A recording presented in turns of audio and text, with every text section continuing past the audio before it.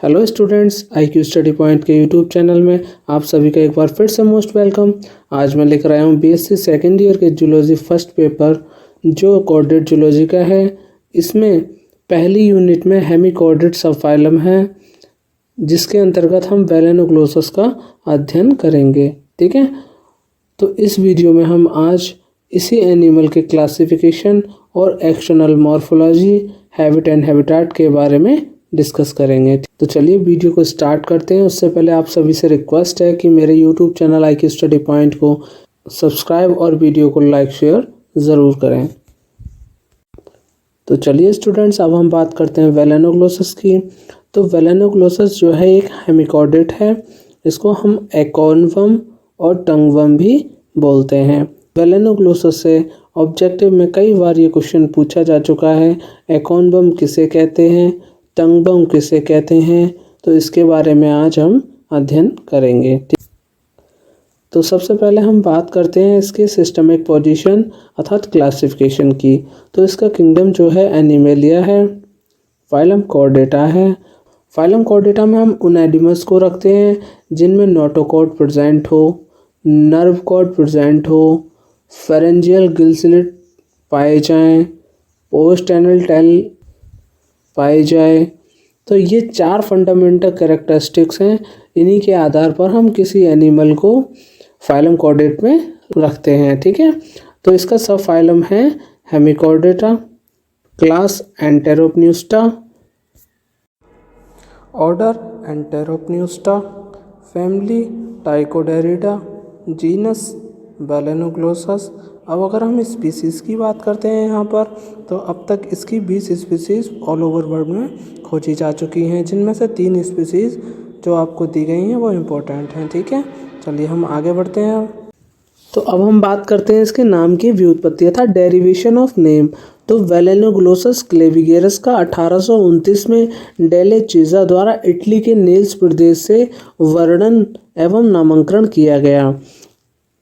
इसके जीनस के नाम की व्युत्पत्ति यूनानी भाषा के 2 शब्दों अर्थात वेलेनोग्लोसस शब्द जो है वो 2 शब्दों से मिलकर बना है, जो कि यूनानी शब्द हैं, वेलेनोस और ग्लोसस। वेलेनोस शब्द जो है उसका अर्थ होता है ओक का फल, और ग्लोसस जो शब्द है उसका अर्थ होता है टंग। ठीक है, वेलेनोस जो है वो कॉलर से निकले प्रोबोसिस को क्या करता है, इंडिकेट करता है, इंगित करता है, जो एकोर्न नट जैसा दिखाई देता है। इसलिए हम इसे क्या कहते हैं, एकोनवर्म कहते हैं। ग्लोसस का हमने अर्थ अभी बताया आपको, टंग बोलते हैं। यह इसके प्रोबोसिस, कॉलर तथा जेनिटल की ओर संकेत करता है, जिसका आकार बैल की जीभा अर्थात जीभ से बहुत मिलता जुलता है। इसी कारण इसको क्या कहते हैं, टंगवर्म भी कहते हैं। ठीक है, अब स्टूडेंट्स हम बात करेंगे इसके हैबिट एंड हैबिटेट की।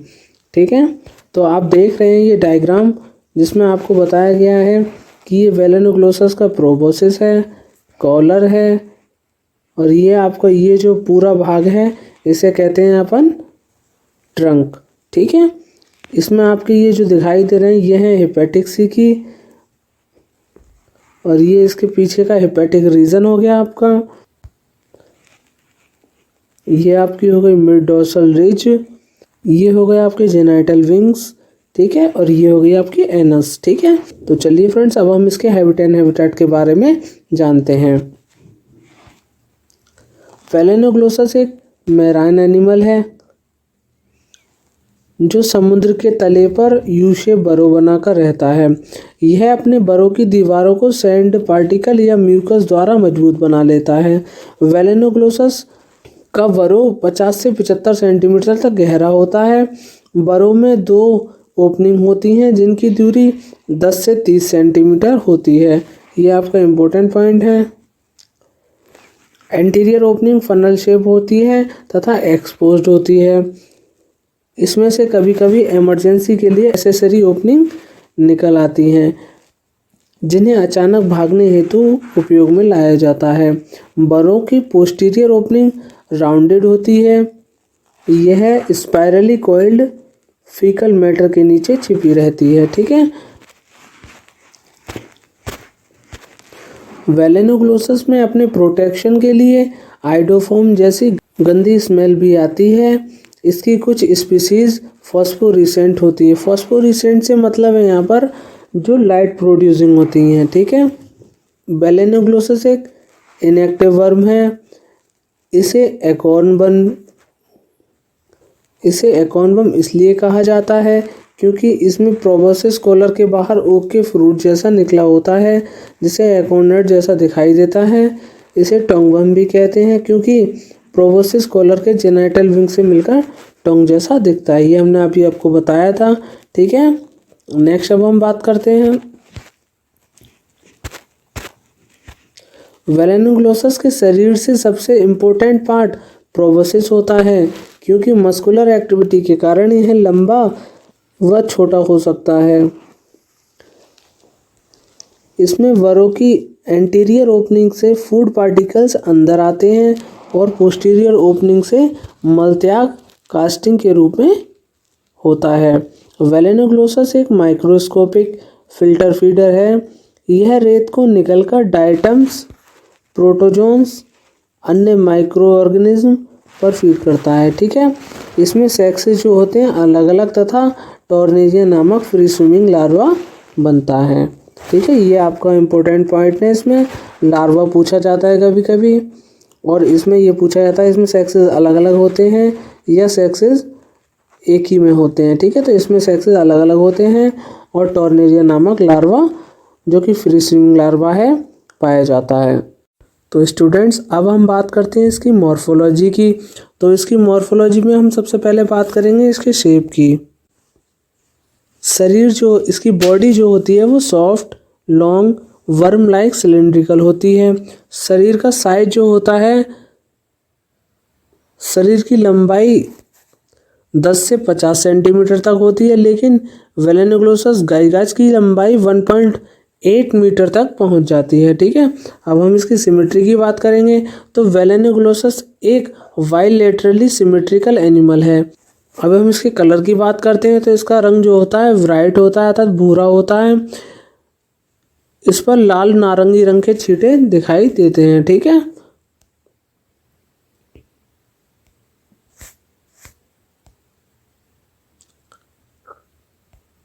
अब हम इसके स्ट्रक्चर की बात करते हैं। तो इसकी बॉडी जो होती है वो 3 भाग में डिवाइडेड होती है।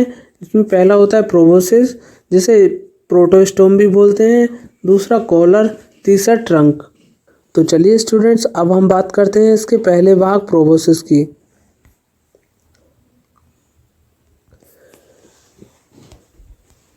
यह वेलेनोग्लोसस के शरीर का पहला भाग होता है। यह भाग वेलेनोग्लोसस का सबसे महत्वपूर्ण भाग माना जाता है।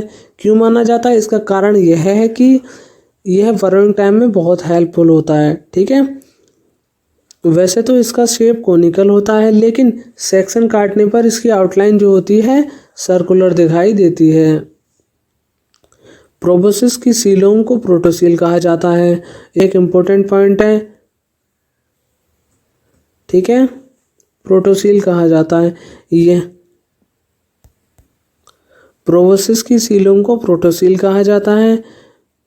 यह एक या 2 छिद्र द्वारा बाहर खुलती है। इन्हीं ओपनिंग को प्रोबोसिस पोर कहा जाता है। इन्हीं ओपनिंग को प्रोबोसिस पोर कहा जाता है। यहीं से मेराइन वाटर प्रोबोसिस में प्रवेश करता है, जिससे प्रोबोसिस टर्जिड हो जाता है और इसे बिल बनाने में मदद मिलती है। प्रोबोसिस सीलोम अनपेयर्ड होते हैं तथा इनकी मोस्टली पार्ट में कनेक्टिव टिश्यू तथा मसल्स भरे होते हैं, ठीक है। केवल एक छोटे सेंट्रल स्पेस में प्रोबोसिस कॉम्प्लेक्स उपस्थित होती है। Proboscis complex buccal diverticulum, central sinus, heart vesicle, glomerulus से बना होता है, ठीक है। प्रोबोसिस पोर जो होते हैं प्रोबोसिस स्टॉक के आधार पर मिड डॉर्सली उपस्थित होते हैं। पीछे की तरफ प्रोबोसिस पतला होकर प्रोबोसिस स्टॉक में बदल जाता है, ठीक है।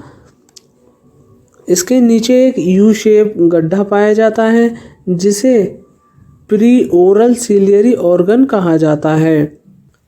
इसका कार्य मुंह में आने वाले फूड, वाटर की क्वांटिटी को टेस्ट करना होता है, ठीक है। अब हम इसके दूसरे पार्ट की बात करते हैं, कॉलर की। यह वेलेनोग्लोसस का मोटाइल, शॉर्ट, सिलेंड्रिकल भाग होता है।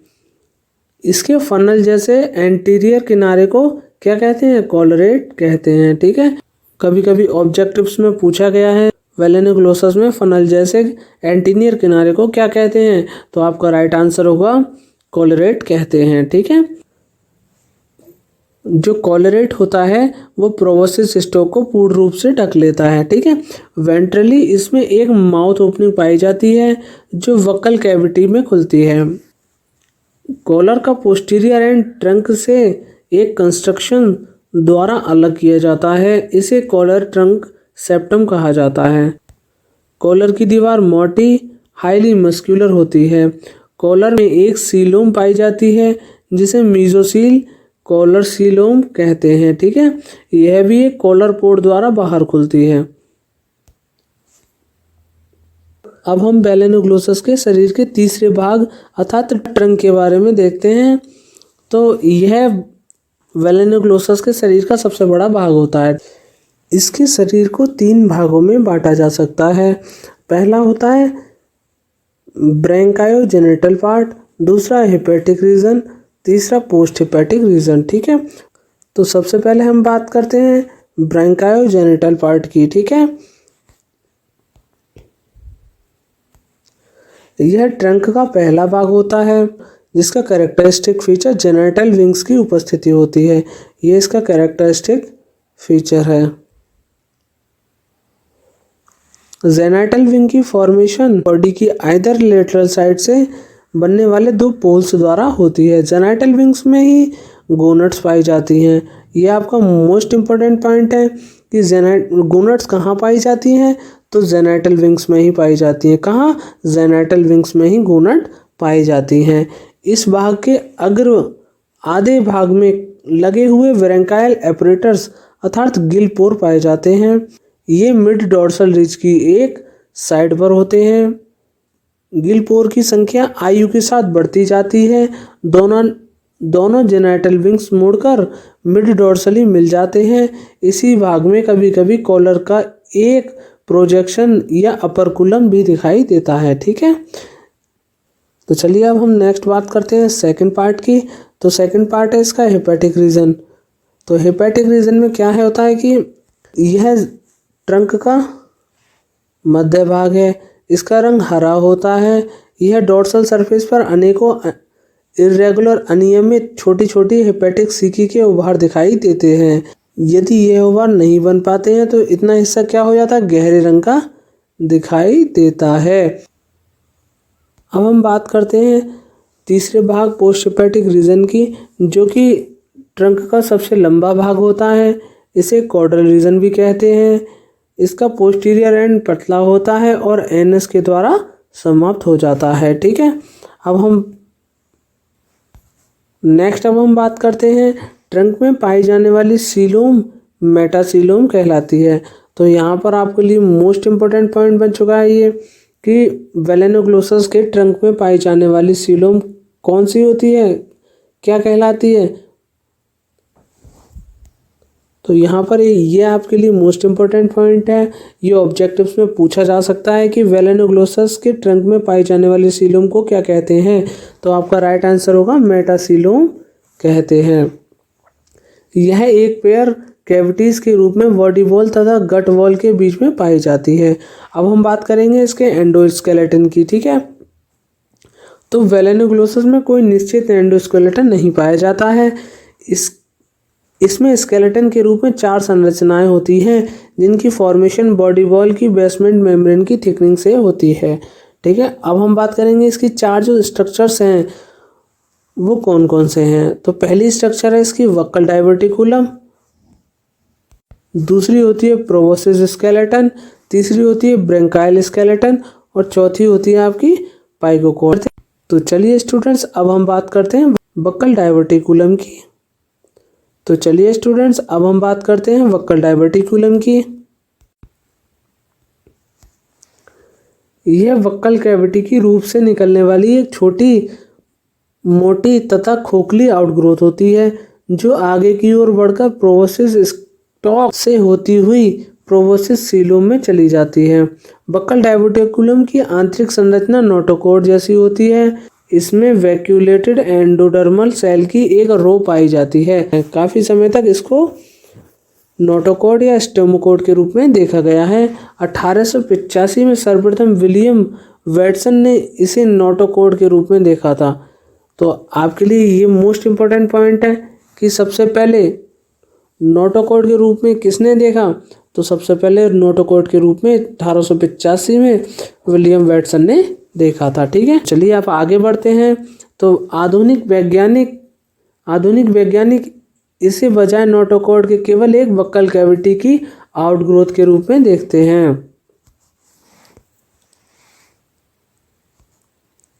अब हम बात करते हैं इसके दूसरे भाग प्रोबोसिस स्केलेटन की। तो यह एक वाई शेप काइटिनस संरचना है जो बेसमेंट मेम्ब्रेन की थिकनेस से बनता है। इसमें एक चौड़ी व चपटी मीडियल प्लेट पाई जाती है जिसके पश्च भाग से 2 हॉर्न्स निकले होते हैं। इसके वेंट्रल साइड पर एक कील पाई जाती है।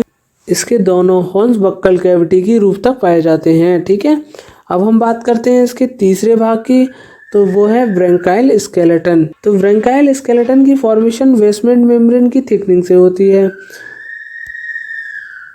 यह स्केलेटन अनेकों chitinous M shaped skeletal rod के रूप में होता है। यह रॉड फेरिंक्स वॉल के अंदर तथा यू शेप गिल स्लिट की सपोर्ट देने का कार्य करते हैं। मिडिल आर्म की मोटी होती है।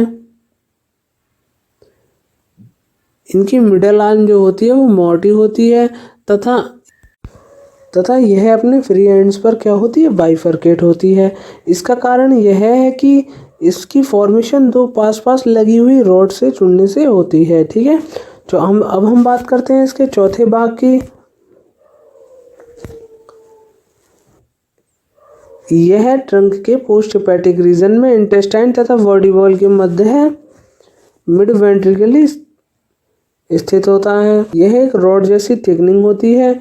इसकी सेल वैक्यूलेटेड होती है। इसका कार्य शरीर के पोस्ट हेपेटिक रीजन को सहारा प्रदान करना होता है। ठीक है, अब हम इसके स्केलेटन की 4 जो संरचनाएं हैं उनके डायग्राम्स देखेंगे। ठीक है, अब हम बात करते हैं इसके ब्रैंकाइल स्केलेटन की। तो ये जो आप देख रहे हैं ये ब्रैंकाइल स्केलेटन है। दूसरा आप देख रहे हैं प्रोबोसिस स्केलेटन। तीसरा आप देख रहे हैं पाइकोकॉर्ड। ठीक है, आज के लिए बस इतना ही। मिलते हैं आप सभी से नेक्स्ट वीडियो में।